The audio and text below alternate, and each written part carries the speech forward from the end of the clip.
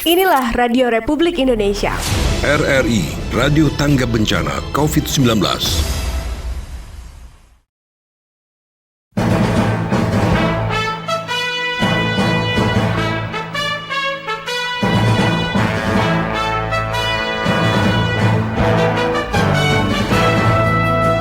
Rote hari ini.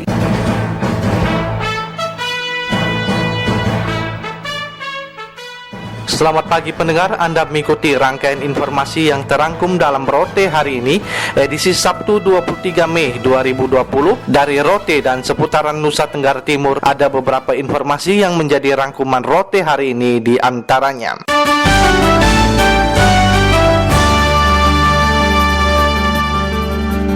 Kantor Meteorologi Kemaritiman Kupang ingatkan pengguna jasa angkutan laut waspadai perubahan cuaca. Laporan Gebi Hurek Making. 3 hari ke depan, angin kencang diperkirakan melanda sebagian wilayah Nusa Tenggara Timur. Perubahan cuaca dengan pengaruh terhadap kecepatan angin dan tinggi gelombang di Nusa Tenggara Timur disebabkan Indonesia memasuki fase musim kemarau, di mana terjadi perubahan cuaca atau iklim siklon tropis Mangga di Samudra Hindia Barat, Kepulauan Mentawai, Barat Daya Sumatera, mengakibatkan tinggi gelombang di Samudra Hindia Barat hingga Nusa Tenggara Timur. Perakirawan cuaca Kantor Meteorologi Kemaritiman Nusa Tenggara Timur di Kupang, Dini Avianti Pertiwi STR, mengatakan tinggi gelombang mencapai 2,5 meter hingga 4 meter berada di perairan utara Kupang Rote, selatan Kupang Rote, hingga perairan Hindia Selatan Kupang Rote.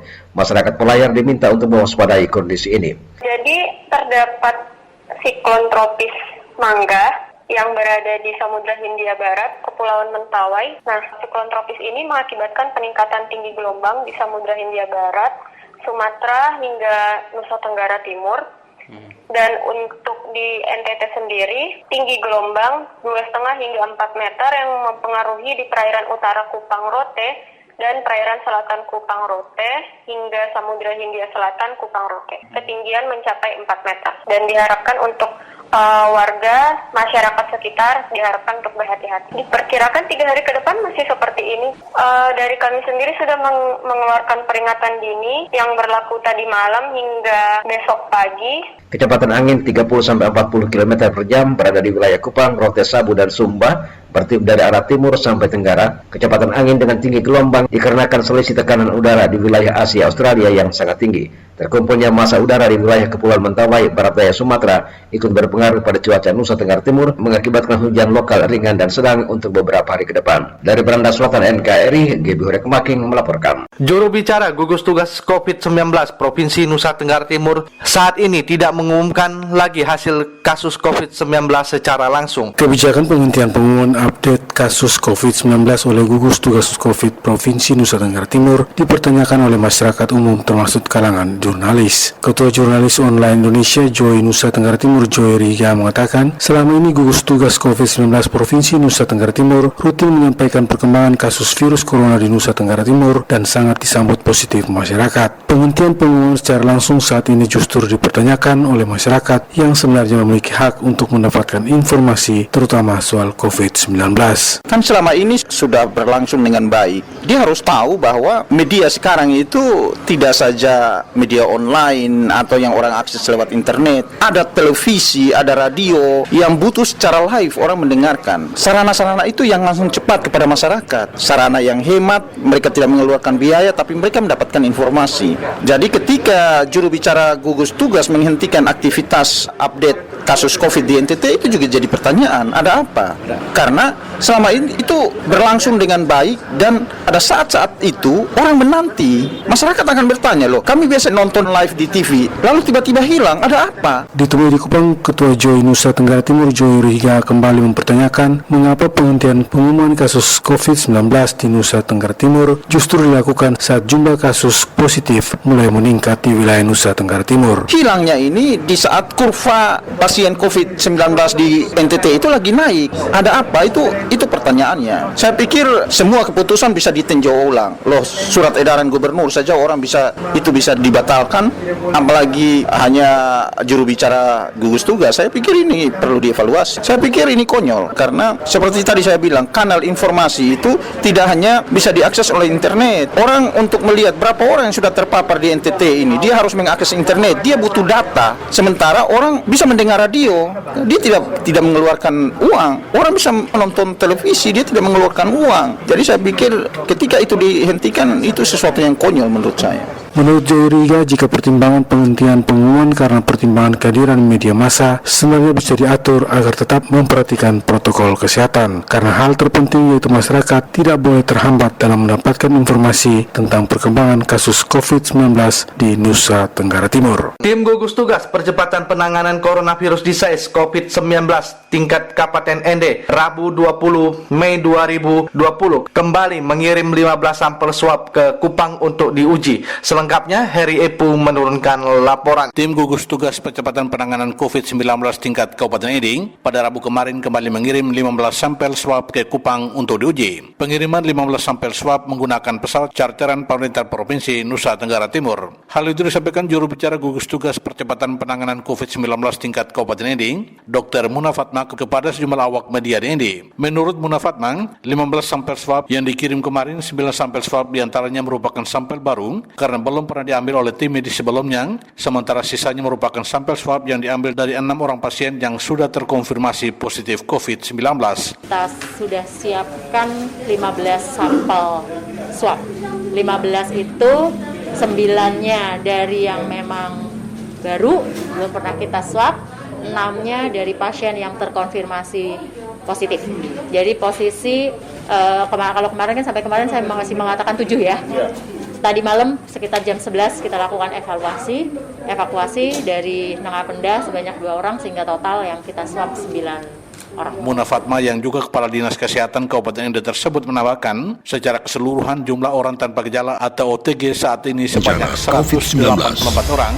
Dari jumlah OTG tersebut yang sudah selesai dilakukan pemantauan oleh tim medis sebanyak 111 orang, sementara yang masih dipantau sebanyak 70 orang. Ia menjelaskan untuk ODP saat ini sebanyak 22 orang, di mana semuanya sudah selesai dipantau oleh tim medis, sementara jumlah PDP 2 orang juga sudah selesai dipantau oleh tim gugus tugas, sementara yang sudah menjalani rapid test sebanyak 216 orang. Dari 216 orang tersebut, demikian Muna Fatma, 30 orang dinyatakan reaktif COVID-19, 6 orang diantaranya positif COVID-19 karena sudah ada hasil swabnya, namun 9 orang yang sampel swabnya dikirim Rabu kemarin hingga hari ini hasilnya belum diketahui. RRI Ende, Herepo melaporkan. Pemerintah Kabupaten Kupang menyiapkan asrama Brigif 21 Komodo di Naibonat, Kupang Timur sebagai karantina terpusat bagi pekerja migran Indonesia asal Kabupaten Kupang. Berikut kita ikuti laporan Harsono. Yang memegang komando untuk menerima PMI mulai dari pelabuhan sampai di rumah itu adalah Pak Dandik. Bupati Kupang Korinus Masnino mengakui untuk mengantisipasi kedatangan pekerja migran Indonesia asal Kabupaten Kupang yang diperkirakan 4.000 orang lebih dan khusus untuk Kabupaten Kupang 1.000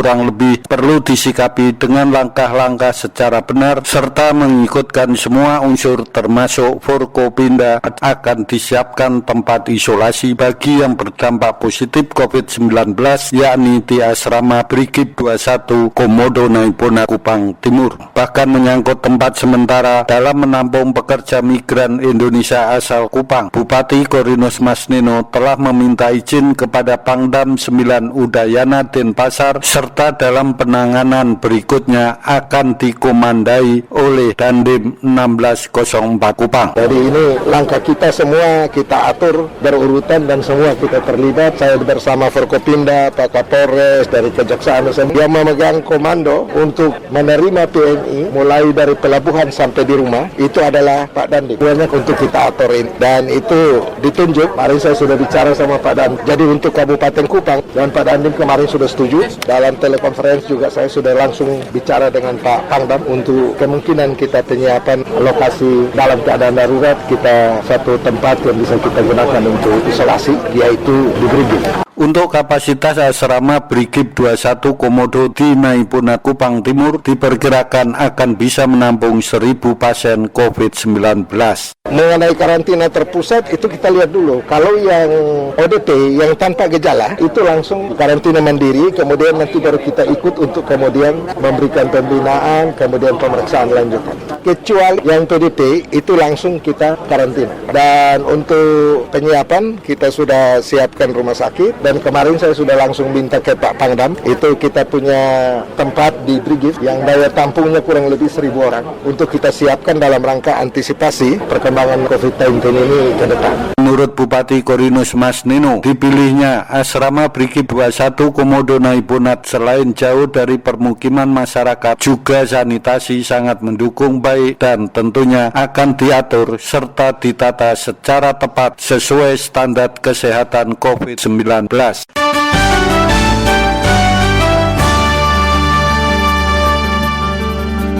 Sejumlah pimpinan rumah sakit di Kupang apresiasi etnis Tionghoa jadi donatur rutin APD. Berikut kita ikuti informasi yang disampaikan oleh Alo Tani. Saya Dr. Yusi, Wakil Direktur Penunjang Pelayanan RSUD Wisata Johannes, mengucapkan terima kasih sebesar-besarnya kepada teman-teman HK, Inti, dan Etika yang tidak pernah putus mensupport kami dalam memberikan pelayanan sebaik-baik mungkin dan separipurna mungkin kepada seluruh pasien, termasuk di dalamnya pasien COVID-19.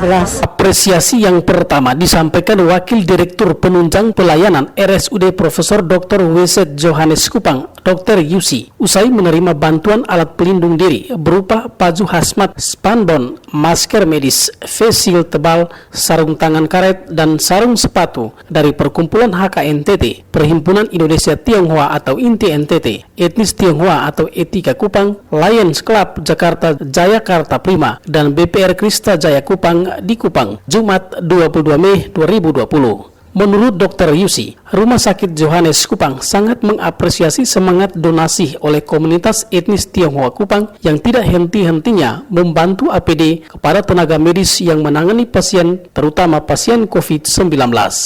Saya katakan tidak pernah putus karena di antara seluruh donatur yang paling intens mendukung kami, mensupport kami dengan kehadiran mereka, dengan sapaan mereka, dan juga dengan donasi APD adalah teman-teman dari Etika. Dan saat sekarang bergandengan dengan Inti dan HK Indonesia. Sekali lagi terima kasih, dan saya sangat yakin bahwa semua ini bermanfaat sekali. Karena kali ini agak berbeda ya, ini bukan hanya hazmat, tetapi ada satu yaitu cover shoes. Apresiasi yang sama juga diungkapkan Kepala Bagian Klinik Rumah Sakit Angkatan Laut Samuel J. Muda Kupang, Mayor Laut Kesehatan Dr. Muhammad Ibrahim, yang selanjutnya mengatakan bahwa kepedulian etnis Tionghoa Kupang dalam berbagai komunitas memperhatikan para tenaga medis di tengah pandemi COVID-19 sangat berarti untuk melindungi pahlawan kesehatan dalam karya dan pengabdian mereka melawan virus corona di Nusa Tenggara Timur. Pemberian APD ini sangat berarti untuk melindungi tenaga kesehatan yang berada di rumah sakit. Yang sekarang Rumah Sakit Angkatan Laut pun siap untuk menerima apabila ada kasus-kasus. Memang bukan rumah sakit rujukan khusus ya, tetapi kalau situasinya nanti membludak, semua rumah sakit yang menjadi rumah sakit second line atau rumah sakit rujukan itu tutup, maka sudah ada instruksi dari Kepala Dinas Kesehatan Provinsi bahwa seluruh rumah sakit yang akan di Kupang harus siap. Untuk itu APD yang sudah diserahkan ini sangat berarti buat rumah sakit.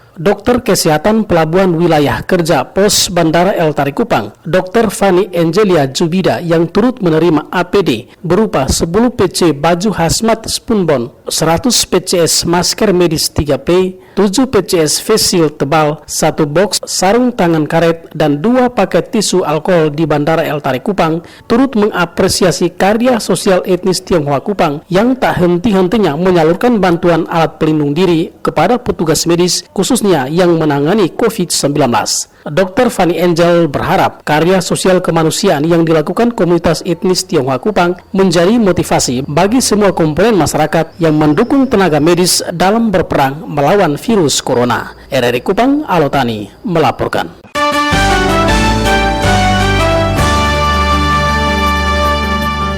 Pendengar, demikian rangkaian informasi terkini yang disampaikan melalui Rote hari ini. Atas nama kerabat kerja yang bertugas, saya Rudi Hartono mengucapkan terima kasih dan selamat pagi.